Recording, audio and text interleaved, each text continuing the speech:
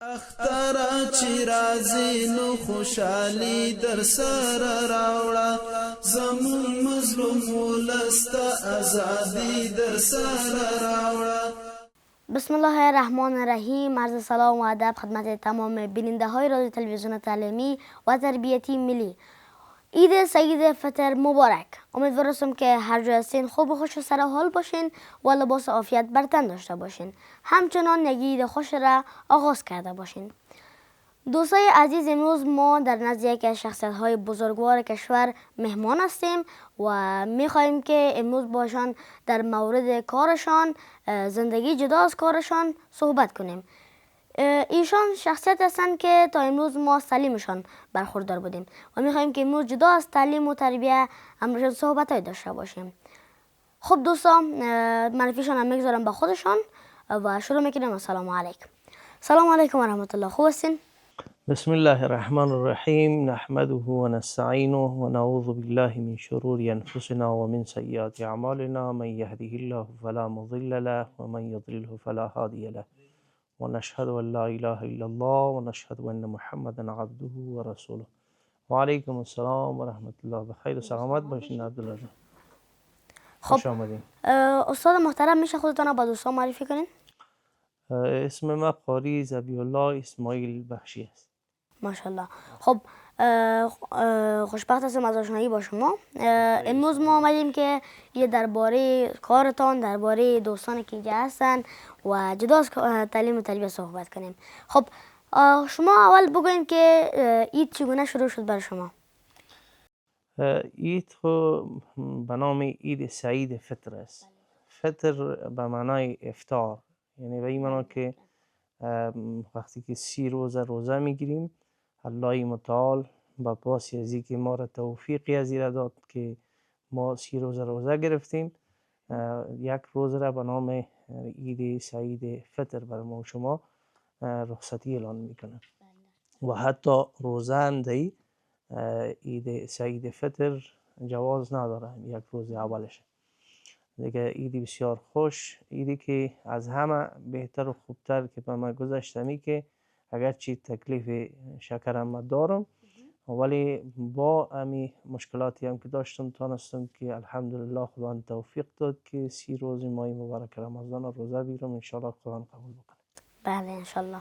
خب با اینا هم مبارکی داشته باشیم. شما بگین که عید را چگونه آغاز کردین؟ لله الحمد، بسیار عید عالی، بسیار عید خوب شروع کردیم تا فعلا. انشالله که بخیر میگذره روزای دیگه. بله بخیر سلامت باشین. با دوست دیگه هم بتین که ازشان سوال کنیم. سلام علیکم، خوب هستین؟ و علیکم سلام عبدالله جان، تشکر. خودت خوب هستین؟ سلامت باشین، بخیر باشین. عیدتان مبارک. عید خودت هم مبارک. زنده و سلامت باشین. نوجوان موفق کشور. زنده باشین، بخیر باشین. خوشحال هستیم از اینکه خودت هم می‌بینیم در زنده عید. باشین. خب خودتان بگوین که عید را از کجا آغاز کردین شما؟ عید خوشبختانه از اینجا شروع کردیم. چگونه گذشت تا حال؟ تا فعلا نام خدا، فضل خدا که عالی گذشته. خب انشالله که بعد بخیر. از شما میرقم بگذره. بله بخیر سلامت باشین. خب شما مایک بتین دوباره که ما دیگه دوستا هم هستن امروز سوال جواب داشته باشیم. سلام علیکم، خوب هستین؟ سلام علیکم عبدالله جان، خوب هستی؟ بخیر. الحمدلله. عیدتان مبارک. عید شما مبارک. زنده و سلامت باشین. شما بگین که ماه رمضان چگونه گذشت؟ ماه رمضان بسیار یک ماه خوب بود و به آرامش و به خوبی سپری شد. بله دقیقاً. بسیار یک ماه با برکت است ماه رمضان و کوشش کنیم که در ماه رمضان که البته در آینده آمد طاعات عبادت کنیم تا که گناهایی را که در مدت 11 ماه کردیم کل اینا بخشیده شود. بله. خب بله دقیقاً. زنده باشین، بخیر باشین. نظر مایک بتین. بله زنده باشین. خب جناب استاد بزرگوار، خودتان هم بگین که بر شما ماه رمضان چگونه گذشت؟ الحمدلله بسیار خوب و به زیبایی و به علاقه و کسی که مؤمن حقیقی است واقعیت که اشتیاق زیادی به این می داشته باشه که ماه مبارک رمضان برسه. حتی رسول علیه السلام دعا میکردن که اللهم بلغنا رمضان، یعنی خدای بر ما را به رمضان برسن. بس ای که خداوند پاک ما را به رمضان رسان و در قید حیات بودیم و روزه را الحمدلله گرفتیم و یک تمرین بسیار بزرگی است که راهنمایی است برای آینده که 11 ماه دیگه هم با تحت پوشش همون صفات زیبایی را که در رمضان ما و شما در جان خود نهادی نساختیم و صفات بدی از رذایل اخلاقی را از وجود خود دور کردیم. 11 ماه دیگه هم باید تحت پوشش ماه مبارک رمضان قرار بگیره و به این شکل ما و شما بله عمل دقیقاً. بله زنده و سلامت باشین جناب استاد. خب استاد بگین که شما چه کارها را میکنین و شما مشغول چه کاری هستین؟ عبدالله جان، ما تقریبا 25 سال ماشاءالله. علوم دینی تدریس.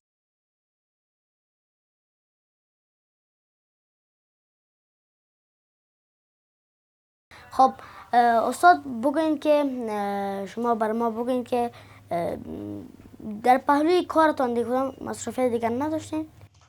در پهلوی ازی که ما علوم دینی البته مسلکم بوده و خواندیم و از مدرسه امام ابو حنیفه رحمت الله تعالی علیه فارغ شدیم و بعد از او هم تحصیلات خود در جامعه ازهر البته به سند لیسانس فارغ شدیم.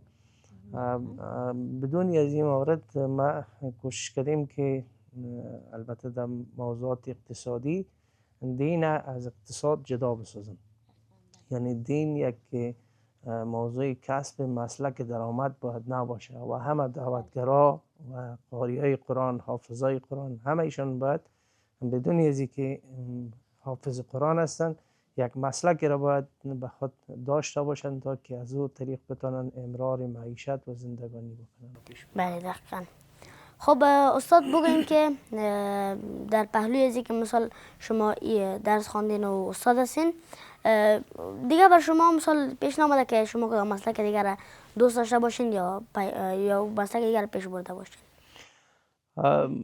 علوم دینی در مجموع اگر مثل که مثلا طب شاخه‌های مختلف داره، مثلا دکتر چشم جداست، دکتر قلب جداست، داخل جداست.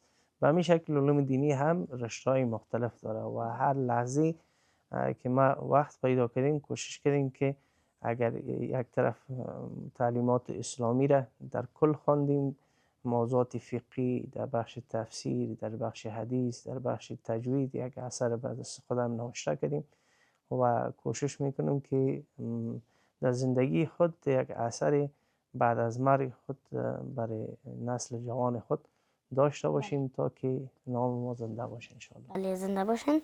یک مطلب از دوستان یا برای 100 سال زندگی کردن لازم نیست که 100 سال عمر کنیم.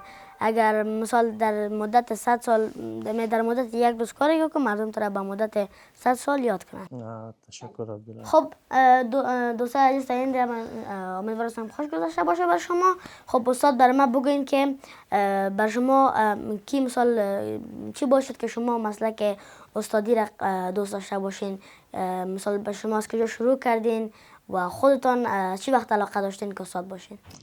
عبدالله جان، ما در کل فامیل ما یک فامیل علمی بوده ماشاءالله. و در موضوعات ماموریت دولتی از ما هیچ کس نبود الا یک کاکایم بود و پدرم تجارت میکرد و به می شکل توصیه پدر وقتی که من کتاب نوشته کردم توصیهش همی بود که تو باید این کتاب به چاپ برسانی و همین مسلک را که انتخاب کردی باید پیش ببری.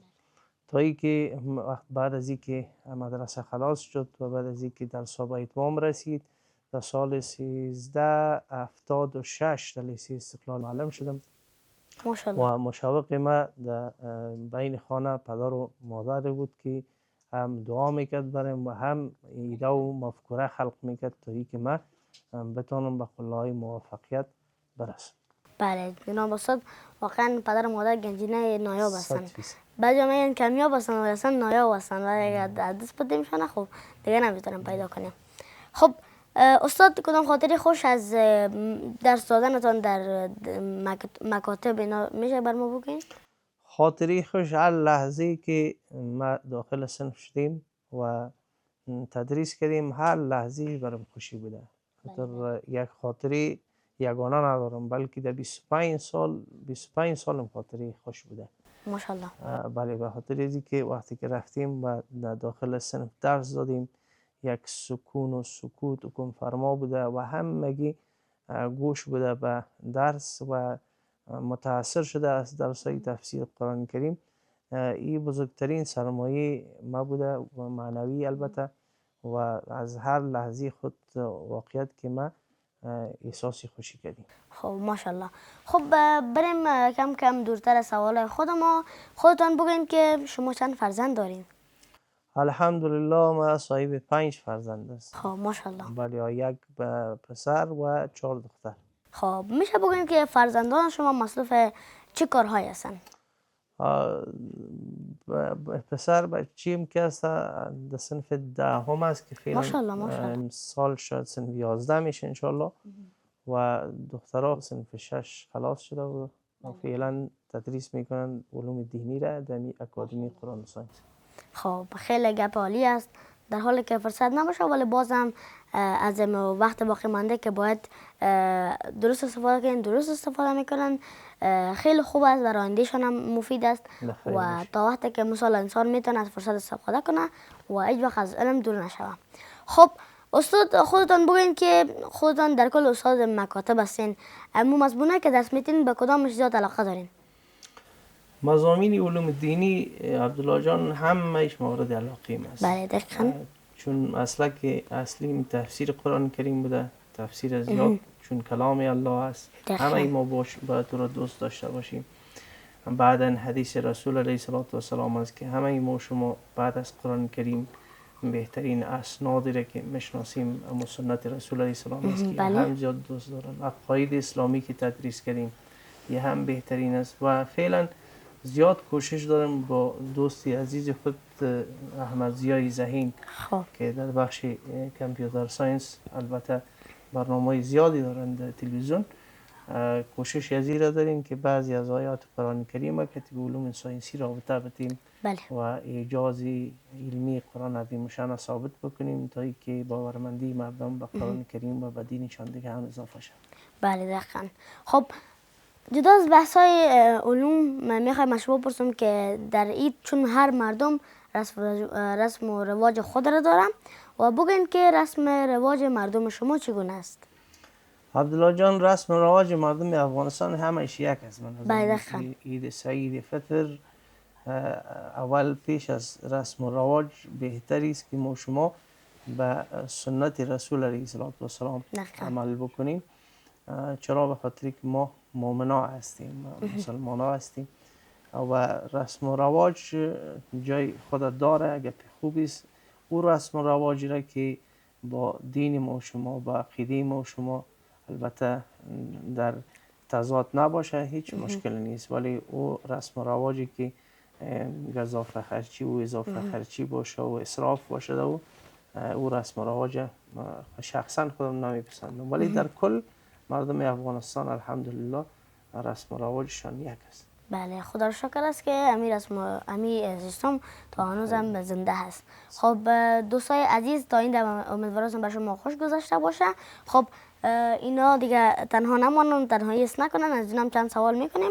خب از دوست ما شروع میکنیم. اول خدمت شما. خب خودتان بگین جدا از ایگارا شما چی مصروفیت دارین؟ خب ما فعلا امسال با خیر فارغ شدیم، فارغ صنف 12 شدیم از مکتب غلام حیدرخان. خب آیا خودتان فارغ شدین؟ البته بسیار یک لحظه خوش است. من آرزو دارم که من از مکتب فارغ شم ولی خیلی وقت را در بر میگیره. خب شما خوشبخت هستین که فارغ شدین فعلا. حالا خودتان بگین که میخواین چی مصروفیت پیش بگیرین؟ خب ما شوق علاقه‌ام در بیشتر بخش گرافیکی است، بخش گرافیک دیزاین یا دو تایی بخشا و فعلا مصروفم کار است. خب درست است. امیدوارم که به قله‌های موفقیت برسید. تشکر. زنده و سلامت باشین. خب به این دوست ما هم میتین بفرمایید. زنده باشین. خب سلام مجدد. امیدوارم خسته نشده باشین چون ما استاد صحبت کردیم و شما اصلا صحبت نکردین. خب شما استاد گفتن که مصروف بخش کامپیوتر ساینس هستین نه؟ خب شما در کدام بخشش؟ ما بخش سافت‌ور دیولپمنت. خب چقدر پیشرفت کردین؟ چقدر وقت میشه که درسش رو میخونین؟ ما 4 سال در بخش شبکه کار کردیم و 3 سال هم در بخش سافت‌ور دیگه. بیشتر روی سافت‌ور کار میکنیم، ERP، وبسایت، اپلیکیشن. خب شما دی فعلا هم وظیفه دارین تا جای را یا خیر؟ بله دقیقاً. خب کدام خاطری خورد یا خوش از عید نداری شما؟ عید دیگه سراسر یک مبحثی است که قسمی که بیان کردین جای خوشی است و موقعیتی بله، است که آدم باید دقیقاً، خوش دقیقاً. باشه. اما همین که دوستا را میبینیم، عزیزا را میبینیم، خودش همین یک خاطراتی است که همیشه بله. با انسان میباشه و دقیقاً. باقی است. زنده و سلامت باشین. به دوست دیگر ما هم بتین. سلام مجدد. خب شما بگین که شما چه مسلک را دوست دارین و آیا شما هم تحصیل میکنین یا خیر؟ و علیکم سلام. ما هم خوشبختانه در رشته دوست ما کامپیوتر ساینس هستیم خب و ماشاءالله. همچنان بزنس و دو فیلد که فعلا هم پیش میبریم همین دو بخش است. خب ماشاءالله. امیدوارم در کارتان موفق باشین و به قله های موفقیت برسین. تشکر. سلامت خب باشید. دوستان اینجا دو دانه خاطرک هستن، میخوایم که از اینا هم سوال جواب امروشون داشته باشیم و بپرسیم. خب اول از دوست ما شروع میکنیم. السلام علیکم، خوب هستین؟ سلام. علیکم السلام. خب عیدتان مبارک. عید شما هم مبارک. زنده باشین، بخیر باشین. خب خود درس میخوانی یا خیر؟ میخوانم. خب صنف چندم مکتب هستی؟ دوم. خب از استاد راضی هستی؟ بله. خب بله استاد. خب در کل کسایی هستن که برای ما علم را یاد میتن، بس بدون شک ما از اونا خوش راضی باشیم. خب خودت بگو که عید را چگونه آغاز کردی؟ چگونه عید شروع شد؟ عید خوش گذشت یا که به سختی گذشت؟ بسیار خوش گذشت. بله زنده باشین. خب بر شما بزرگایتان عیدی داد یا خیر؟ داد. خب بله دوستان عزیز، بخش مهم برنامه هم ایدی است. باز میرسیم بخیر و اینا که ایدی گرفتن پس دلشان جمع است دیگه که دیما شریک نمیشن. خب خیر است، باز هم ایدی خود شریک میکنیم، خوب است. خب بخیر باشی. پیامت به دوستا چی است؟ به دوستا چی گفتنی دارین؟ درس بخونن یا شوخی کنن؟ درس بخوانم. خب زنده و سلامت باشین. البته قبل از خود بگو که درس میخوانی میخوای دنده چی کاره شوی؟ داینده تجار. تجار. بله انشالله که با آرزویت برسی. خب مایک از خیرتان بتین برای من. انشالله که تمام اطفال که نوجوانی که آرزو دارن با آرزوشان برسن. خب اینجا دوست دیگه ما هم هستن. سلام علیکم، خوب هستین؟ سلام. خب سلام نام چی است؟ سبحان. سبحان جان عزیز. خب برای خودت کسی عیدی داد یا نه؟ خب چقدر داد برای خودت؟ زیاد. خب خوب است. بله خب چی خریدی؟ چه خوش داری بخری؟ از دکان چی میخوایی بخری به خود؟ قلم کتابچه چی؟ چی میخری؟ کتابچه و قلم. خب میخوای امروز نوشته کنی؟ خب بله. خودت بگو که کدام مضمون مکتب خوش داری؟ دری یا انگلیسی؟ دری. بله بدون شک. خب خودت بگوی که در آینده میخوای چیکاره شوی؟ تجار. بله مثل برادر خود هم نظر هستند. خب بخیر باشی، زنده باشی. خب دوستای ما هم بودن که همشون سوال جواب کردیم چون اینا دق نبیارن و تنها نمانن. خب استاد بگوین که خودتان دوست دارین در روزای عید کجا برین؟ عبدالله جان، چون الحمدلله شاگردها از ما بسیار زیاد است، فقط روز اولی که من میتونم که بیرون برم. خب او هم پیش کسایی که واقعا مستحق هستن یا یک کسی که سرسفید و موی سفید است و حقدار است بالای ما. اول همینجا روز اول میرم و میگردم به عید مبارکی. و روز دوم و سومی چون الحمدلله دیگه شاگردا و دوستا زیاد هستن، میان تشریف میارن حتی تا ساعتهای 10 بجه 9 بجه شام مصروفی همی عید مبارکی که دوستا و شاگردای خود است. بله ماشاءالله. بله. خب دوست دارین که در ولایت برین یا خیر؟ ولایت معمولا قسمی که پیشتر براتون گفتم همی روز دوم و سوم عید داخل خانه می باشم به خاطر که دوستایی که از جایهای دور تشریف میارن سرگردان نشن. بله. باز بعد از اینکه روز سوم عید خلاص میشه همون هفته خود کاملا به شکل رخصتی می باشه. بله میرم به طرف وطن میرم و یک روز دو روز اوجه هم که فامیل سپری میکنیم باز بخیر پس میم به کابل. خب تشکر، زنده باشین. دوستا کم رسیدیم به آخر برنامه، اما قبل از چند سوال هم باقی مانده و یک بخش خیلی مهم برنامه. خب دوستان عزیز خودتان میفهمین که در برنامه های ویژه ما که البته برنامه های ایدی است، ما در این برنامه ها ایدی میگیریم دیگه. از استاد خواهش میکنیم که هم ایدی دوست ما را بتن، سبحان جانم و ای دوست ما را و هم ایدی مرا دیگه. امیدوار هستم که اینا دیگه ایدی ما را بتن. خب استاد تایید میکنین گپ ما یا خیر؟ 100% چون خب ایدی ما را بتن که دوستان حتما باش یک گل است انشالله در بین همو ایدیتان است تقدیمتان میکنم. خب درست است، بخیر باشین، مشکل نداره، بعد صحنه ما هستیم، مشکل نداره. خب دوستا قسم گفتم براتون کم کم رسیدیم به آخر برنامه و وقتی است که باید از دوستای ما با کسایی که اینجا هستن ازشان پیامشان بگیریم ببینیم که به شما چه گفتنی ها دارن. خب اول شما بگوین که به دوستا چی گفتنی دارین؟ به دوستا تمامشان گوشتنی است که از تمام فرصت های زندگی خود استفاده مثبت کنن و هیچ وقت ناامید نباشن. بله دقیقاً. خب بخیر سلامت باشین.